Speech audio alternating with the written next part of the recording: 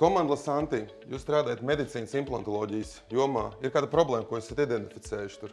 Jā, mūsdienās medicīnā arvien vairāk tiek izmantot implanti, lai uzturētu cilvēkiem labas dzīves funkcijas. Un tas viss saistīts ar to, ka ir palielināts risks cilvēkiem, pacientiem ar implantu infekcijām. Tātad, proti, baktērijas var piesaistīties pie šiem te implantiem un attiecīgi veidoties infekcijas, kas būtiski pēc tam ietekmē gan ārstēšanās ilgumu, tad cilvēks, pacients daudz ilgāk pavada laiku ārstniecības iestādē un ļoti bieži šīs infekcijas un šie implanti ir jāmaina ar jauniem, kas rezultējās ar ļoti lielām izmaksām, kas ir veselības aprūpes sistēmai attiecīgi jāinvestē no jauna katru gadu. Un līdz ar to tad mūsu tā ideja un doma ir, ka mēs varam strādāt ar titāna implantiem, kas bieži tiek izmantoti gūžās, ceļos un attiecīgi novērst jau saulaicīgi šo te infekciju attīstību.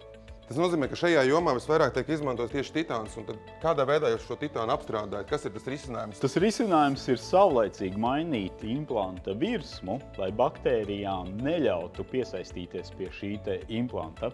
Bet par mūsu projekta risinājumu tieši šajā te virsmas apstrādē pastāstīs mans kolēģis Pāvels. Ok, tad došos tagad pie tavu kolēģi Pāvela. Sveiks, Pāvel! Sveiks!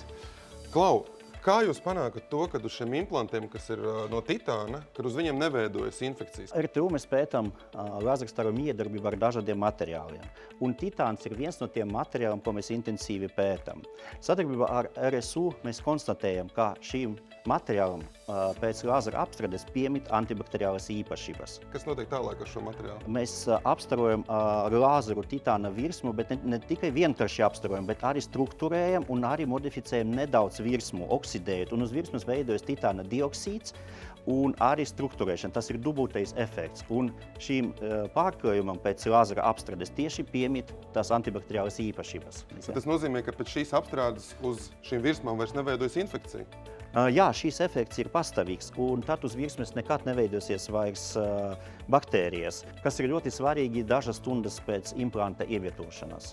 Skaidrs, Pāvel, paldies, lai izdodas sasniegt jūsu komandas mērķus. Paldies!